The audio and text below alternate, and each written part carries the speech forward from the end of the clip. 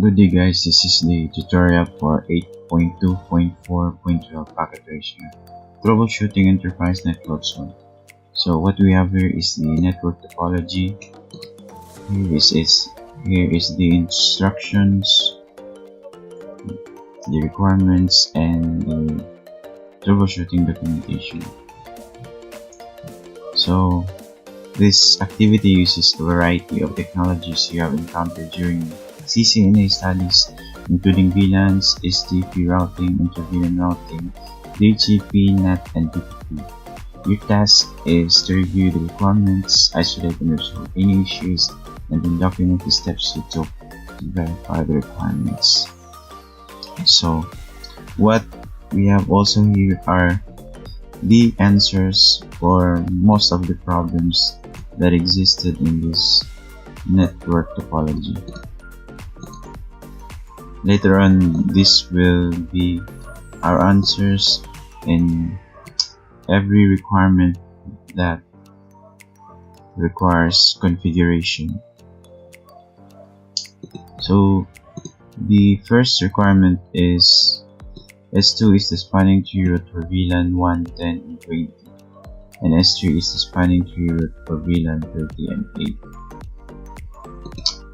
So I have already answered this packet tracer for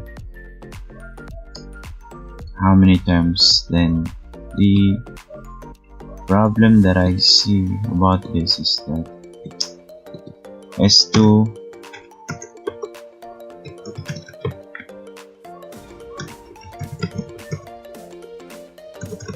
was not configured as the primary route for VLAN 10, 1, 10, and 20. So we will configure it using these following commands. Set the PC. So after we have inputted that configuration, we have a score of 10.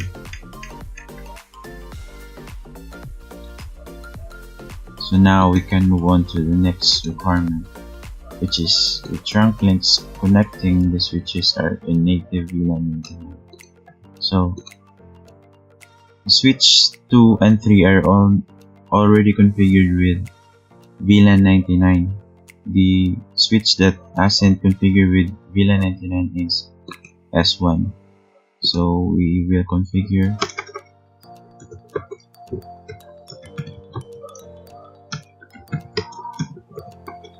Let's check S1 first.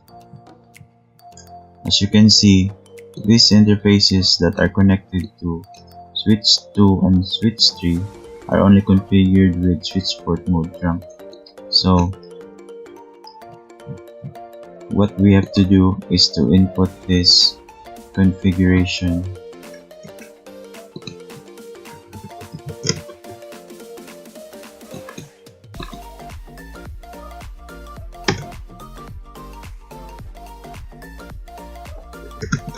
Then after doing that, we have a score of 22.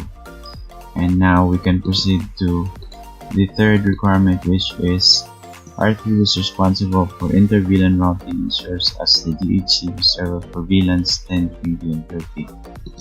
So if we check R3,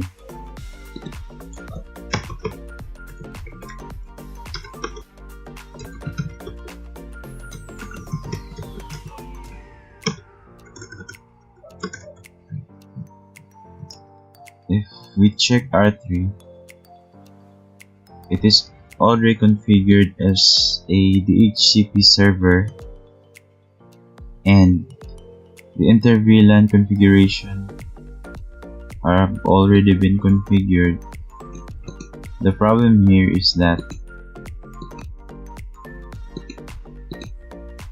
R3, which is connected to S3, is not trunk. So we have to trunk R3 to S3.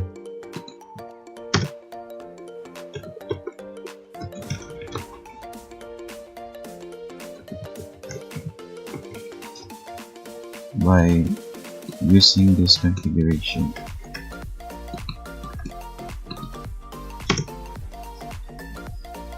After doing that, our score is now 30 over 60. Then we can proceed to the next requirement, which is each router is configured with EIGRP and uses autonomous system number 22. So let's check each router.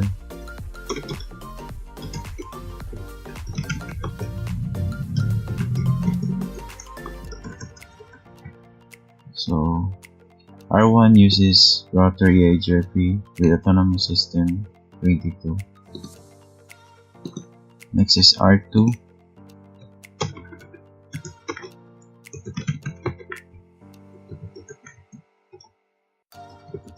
Show one. R2 uses also EIGRP 22. Then R3, it also uses EIGRP 22. So we don't have to make any changes about this requirement. Then let's move on to the next one, which is R2 is configured with the default route pointing to the ISP and with the CDHD default route.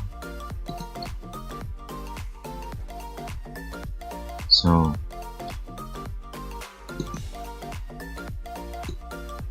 let's solve this by configuring R2.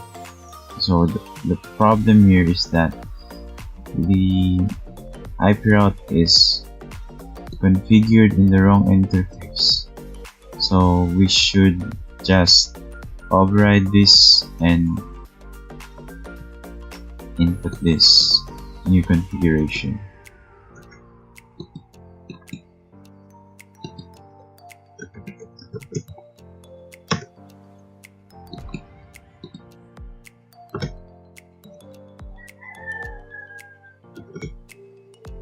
And now we have a score of 40.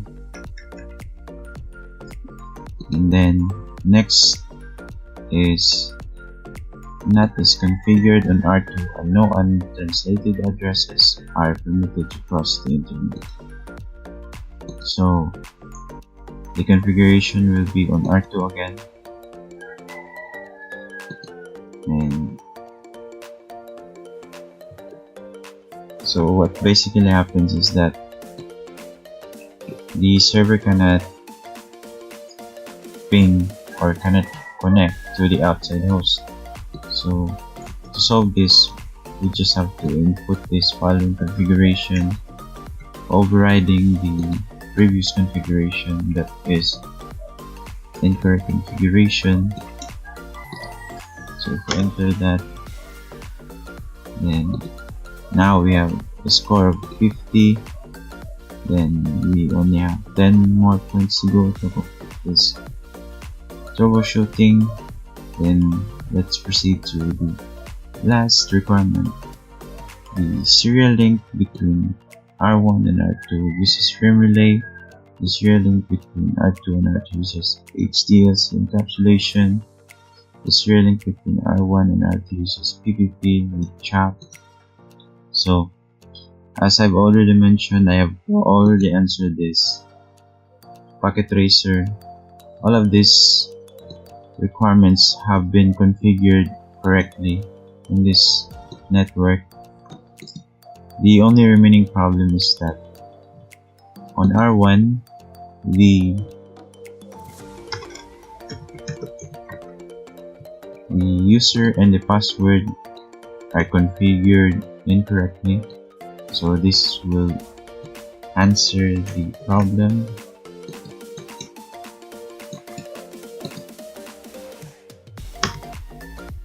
Now we have a perfect score of 60 over 60. Now if we check the results, it says, congratulations, you have successfully completed the packet tracer troubleshooting enterprise networks 1 activity. So the last thing to do here is to check the connectivity of each devices. It is expected that each devices could ping with each other.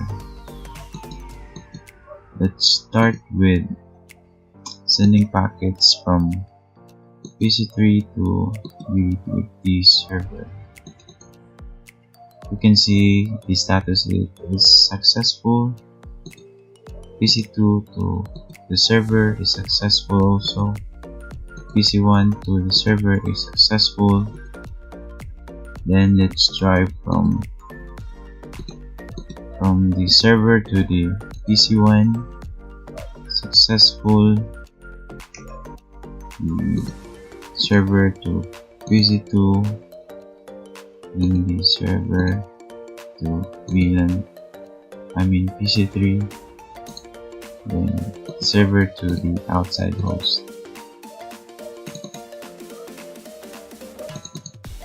It's also successful. And that's all we have to do.